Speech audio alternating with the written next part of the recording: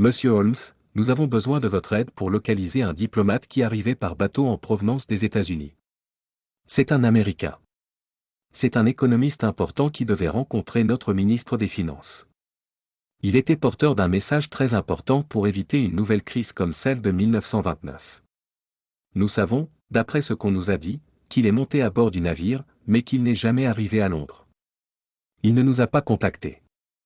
La discrétion doit être maximale comme vous le comprendrez. Son nom est Philip Rice. Monsieur Fischer, j'ai besoin de toutes vos informations, nom, coordonnées aux États-Unis, compagnie maritime sur laquelle vous étiez censé arriver, ainsi que le jour et l'heure d'arrivée. Une note discrète serait très utile afin que la compagnie maritime puisse me fournir des informations pertinentes. Je t'enverrai tout ce que nous avons demain matin. Merci Monsieur Holmes. Nous ne voulons pas inquiéter les autorités américaines ni sa famille. Mais c'est inquiétant parce que c'est lui qui a le plus insisté pour avoir cette rencontre. Monsieur Holmes, aidez-moi s'il vous plaît. Je ne sais pas comment te l'expliquer. Donnez-moi une minute de votre temps. Je m'appelle Angela Rice, ma mère et moi étions très proches.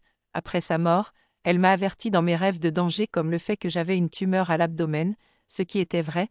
Elle m'a prévenu d'un accident de train et je ne suis pas montée dans ce train, c'était celui qui s'est écrasé à Paddington.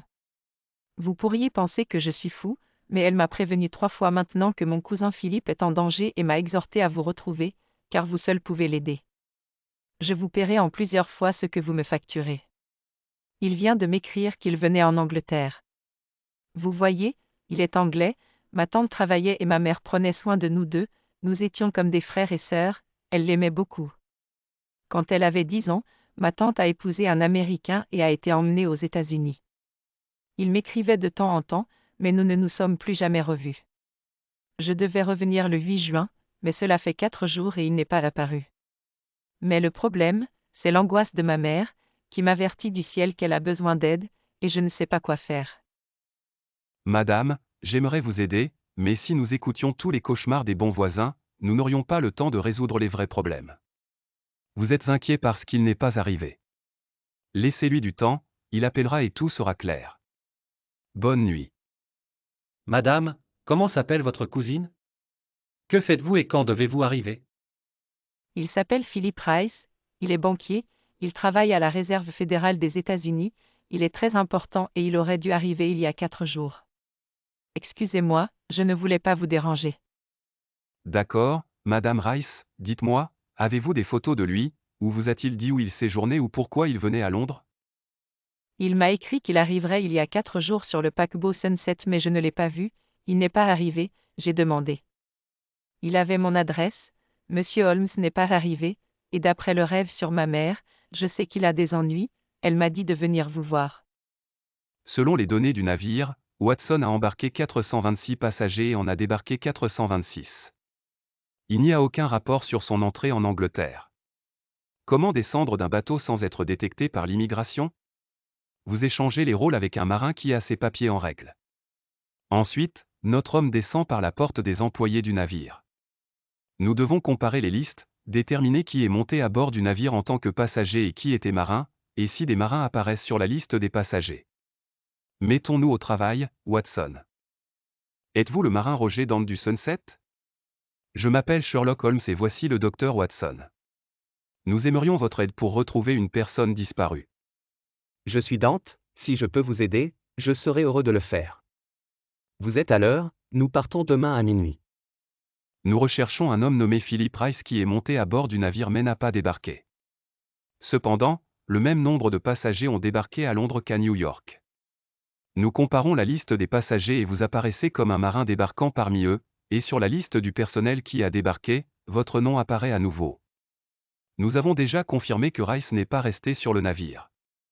Pourriez-vous m'expliquer ce qui s'est passé? J'espère que je n'ai pas d'ennui. Vous voyez, une très jolie dame m'a parlé sur le bateau. Un gars s'est lié d'amitié avec elle pendant le voyage, mais il est alcoolique et a apparemment trop bu le dernier jour. Il m'a dit que son patron l'attendait au port et qu'elle ne voulait pas qu'il soit vu dans cet état. Je n'aurais pas eu à passer par lui, j'aurais juste dû sortir par la rampe touristique avec mes papiers, puisque son passeport avait une photo, je ne pouvais pas passer par l'homme. Avant de descendre, je l'ai aidé à le faire sortir par la porte des marins. Il avait l'air très malade, très endormi, et nous l'avons laissé dehors. Elle et moi sommes sortis par la porte d'immigration. Puis nous sommes retournés le chercher et il était là, endormi sur le sol. Je l'ai accompagné dans un très bel hôtel, le Majestic, pour l'aider, elle et son amie, dans cette affaire. Il était vivant, mais ses vêtements sentaient l'alcool. Il m'a payé une bonne somme d'argent et je suis parti. C'était tout. Merci, monsieur Dante, vous nous avez beaucoup aidés. Vous vous souvenez du nom de la dame? Il l'appelait Margot, c'est une chanteuse américaine, elle a dit qu'elle chanterait dans un grand théâtre à Londres, mais je ne sais pas lequel. Bonjour, je cherche Madame Margot, elle loge ici, auriez-vous l'amabilité de lui faire savoir que Sherlock Holmes et le docteur Watson la recherchent? Il m'a écrit qu'il arriverait il y a 4 jours sur le paquebot Sunset mais je ne l'ai pas vu, il n'est pas arrivé, j'ai demandé. Il avait mon adresse, Monsieur Holmes n'est pas arrivé, et d'après le rêve sur ma mère, je sais qu'il a des ennuis, elle m'a dit de venir vous voir. Nous aimerions vous envoyer des fleurs, pourriez-vous me dire dans quelle pièce nous devons les envoyer? Et le nom de famille de madame, s'il vous plaît. Entrez simplement le nom et nous vous les enverrons. Son nom est Margot O'Hara. Bonne idée Watson, mais ça va nous coûter des fleurs, je reste à la réception, va chercher les fleurs et dépêche-toi. Madame O'Hara, nous sommes venus vous interroger sur un Américain qui s'est lié d'amitié avec vous sur le bateau en provenance de New York. Philip Rice. Je ne le connais pas, tu as tort, je ne connais aucun Américain, j'ai voyagé seul et je n'ai aucune raison de te parler. S'il te plaît, pars, je dois aller au théâtre. Madame O'Hara, préférez-vous parler à Scotland Yard? Nous ne sommes pas des policiers, mais nous devons de toute urgence savoir où se trouve cet homme. Le marin Dante nous a raconté qu'il l'avait lui-même aidé à l'amener à cet hôtel. Monsieur Rice est un homme important et pourrait être accusé d'enlèvement ou pire. Holmes, regarde, les bagages ici portent le nom de Philip Rice, il y a un manteau, 2 valises et une mallette. Comment oses-tu fouiller ma chambre? S'il vous plaît, n'appelez pas la police. Aujourd'hui je fais mes débuts au Théâtre Royal. C'est ma grande chance. Je vais vous expliquer ce qui s'est passé. Un homme à New York m'a dit qu'ils avaient besoin d'un bon chanteur à Londres et qu'il m'avait entendu chanter, et qu'il voulait m'offrir le poste en échange d'une faveur. J'imaginais que c'était autre chose. Il m'a dit que je devrais contacter Philip Rice sur le bateau qui partait dans 2 jours et le saouler, puis le faire sortir du bateau sans que personne ne le remarque, puis le cacher jusqu'à ce qu'il me contacte. Il m'a donné le billet, le contrat de théâtre, l'argent et une note indiquant que l'hôtel serait payé au nom de Claudius Offert. Il m'a expliqué que c'était une question d'affaires, qu'il ne lui ferait pas de mal et que je gagnerais de l'argent facilement. Le truc, c'est que l'homme ne buvait jamais. Il était gentil, mais il n'allait pas trop loin. Il semblait impossible de le saouler. Sur le bateau, un gars nommé Joe m'a dit qu'il était là pour m'aider. Comme je n'arrivais pas à le saouler, Joe a mis un somnifère dans une tasse de café. Le pauvre homme s'est endormi. À l'hôtel, il lui en a donné plus et m'a dit qu'il amènerait 2 amis pour l'aider à l'emmener ailleurs. J'ai réalisé qu'il pouvait s'agir d'un enlèvement et que je m'étais impliquée. J'ai décidé de le jeter dans la rue. Je lui ai dit de s'éloigner, mais il est tombé par terre. Quand les hommes sont arrivés, il n'était plus à l'extérieur de l'hôtel. Je ne sais pas ce qui lui est arrivé. Je te le jure. Voici ton portefeuille et tes affaires. Tu n'es pas venu pour eux. Les 2 gars qui sont venus ressemblaient à des voyous. Joe est devenu furieux contre moi. Ils ont surveillé l'hôtel pendant 2 jours. Mais ils ne sont pas revenus hier. Je suppose qu'ils vont au théâtre. Je ne sais pas où il est. Je le jure. J'ai peur, Monsieur Holmes. Il est peut-être effectivement en danger. Je vous prie, Madame O'Hara, d'écrire tout ce que vous m'avez dit. Je garderai la note. Si quelqu'un vous menace, dites-lui qu'un de vos amis a vos aveux avec tous les détails. Si quelqu'un vous menace, apportez la note à Scotland Yard. Essaie de déménager dans un autre hôtel, nous prendrons les bagages de Rice. Holmes, dans ces choses-là, rien ne nous dit où il est. Il n'y a pas de réservation d'hôtel, votre argent est ici, il n'y a pas d'adresse de cousin ni de détails sur la personne avec qui elle devait se réunir. Nous revenons au début. Tu as dit quelque chose d'important, l'adresse de la cousine n'est pas là, il est possible que tu l'aies en mémoire, ou que tu ne l'aies pas notée car elle viendrait te chercher. Mais pensez Watson, où irait un homme effrayé, peut-être gêné d'avoir flirté avec Margot? Il n'a pas d'argent pour boire, donc il ne va pas dans les bars. Il a beaucoup plu ces dernières nuits et le froid est glacial. Pourquoi ne cherches-tu pas ton cousin? Ou la police? Je suppose qu'il essaie d'éviter un scandale. Où iriez-vous dans ce cas? J'allais dans des endroits familiers de son enfance, la maison de sa tante, l'église près de chez lui. Commençons par explorer ce quartier. Avez-vous l'adresse de Madame Rice? Holmes a trop froid et nous ne le voyons pas, allons-y et revenons le matin. Attendez, il y a un homme allongé dans ces buissons. Ami, nous sommes là pour vous aider. Êtes-vous Philip Rice? Calme-toi, mets mon manteau, tu es à la mode. Watson arrête une voiture. Nous le ramènerons à la maison. Est-ce que tu vas mieux? Un bain chaud et une bonne tasse de thé sont miraculeux dans ce climat. Je vais chercher ton cousin. Ne t'inquiète pas. Expliquez-moi, Monsieur Rice, qui pourrait bien être intéressé par le fait que vous n'assistiez pas à la réunion avec le ministre des Finances. Comme vous pouvez le voir dans la note de Madame O'Hara, tout cela était un plan qui a commencé à New York.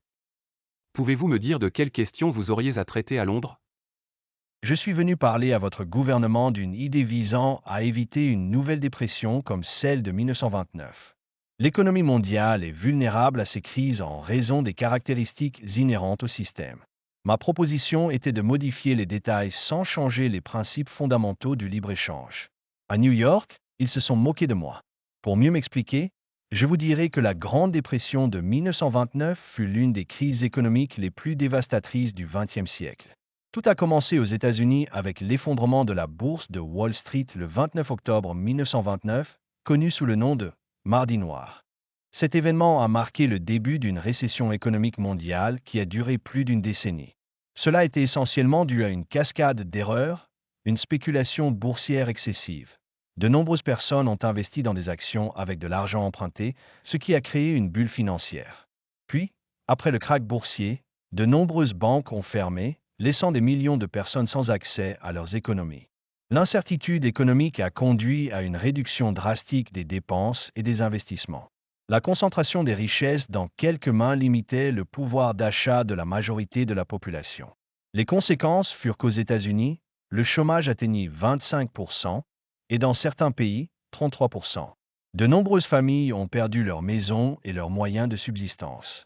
La crise a touché des pays du monde entier, réduisant le commerce international et provoquant une instabilité politique. Une dépression économique locale a de nombreuses causes, mais elle génère toujours de la faim, du chômage, des troubles politiques, entre autres. Ma proposition était que les banques ne prêtent pas d'argent pour des investissements en bourse et qu'une garantie bancaire soit émise, ce qui rendrait les banques responsables du remboursement au moins des frais de subsistance de leurs clients, même si elles gèlent d'autres avoirs. Et ce que les États-Unis ont fait avec le plan New Deal de Roosevelt visant à garantir la production et l'emploi comme facteurs prioritaires de l'économie. Il ne s'agit pas de réinventer la roue, il s'agit de commencer à parler de mesures préventives contre les catastrophes économiques. Seules les banques et les lois gouvernementales peuvent le faire. Je ne pense pas que ces idées soient une raison suffisante pour empêcher votre voyage et votre rencontre avec le ministre des Finances. Le plan est plus vaste, mais on parle déjà d'une nouvelle guerre mondiale. Si l'Allemagne met à exécution ses plans expansionnistes et envahit ses voisins, elle subira des représailles. Si nous pouvions convaincre ce gouvernement qu'aucun pays ne sera plus jamais lésé par des mesures économiques unilatérales prises par d'autres gouvernements, nous pourrions peut-être parvenir à un commerce mondial plus équitable pour tous, non seulement pour les gouvernements, mais aussi pour les citoyens.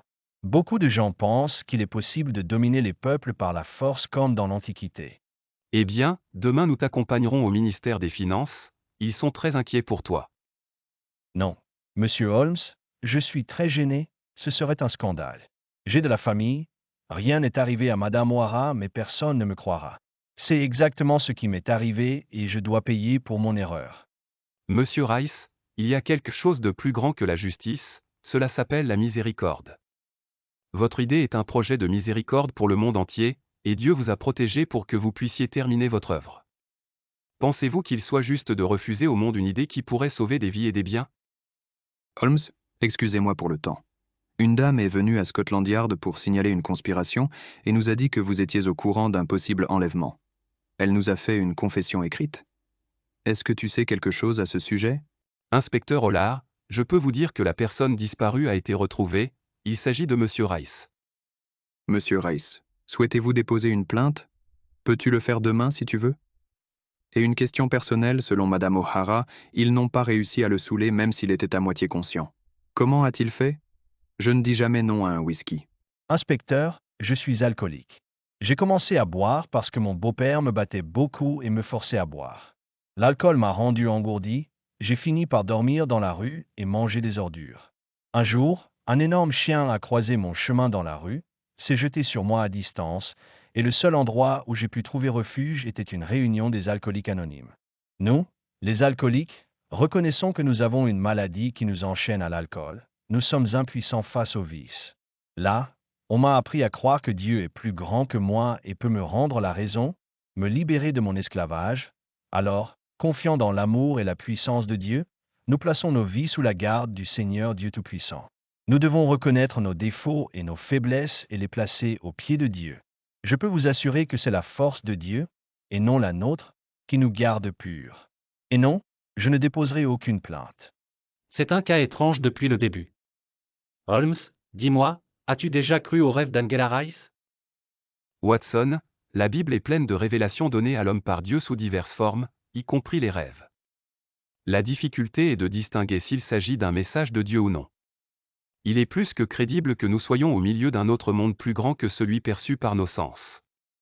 Rappelez-vous qu'avant que l'univers n'existe, Dieu existait déjà dans un monde sans matière, sans temps ni espace, qui n'est pas régi par les lois de la physique que nous voyons en action chaque jour. Notez, par exemple, que Jésus est apparu devant ses disciples après sa résurrection, même si les portes étaient fermées à 2 reprises, l'affaire ne l'a pas arrêté, il a marché sur l'eau, et il est même possible qu'il ait quitté le tombeau sans que la pierre ait été enlevée. Il a été enlevé pour que les femmes puissent voir qu'il n'était plus là. La résurrection elle-même est un phénomène physiquement, chimiquement et biologiquement impossible, et pourtant elle s'est produite. Dans ce cas, les rêves d'Angela étaient exacts, et je suis très honoré qu'ils aient pensé à nous pour résoudre le problème. Oui Watson, je crois que nous sommes au milieu d'une dimension inconnue et que ce monde matériel n'est pas tout. La vérité est que c'est une grande consolation que l'amour de nos défunts ne disparaisse pas parce que nous ne pouvons pas les voir.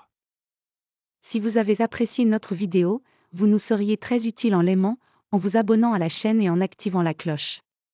Cette chaîne n'est pas monétisable, mais nous avons besoin de votre soutien pour continuer à créer des vidéos.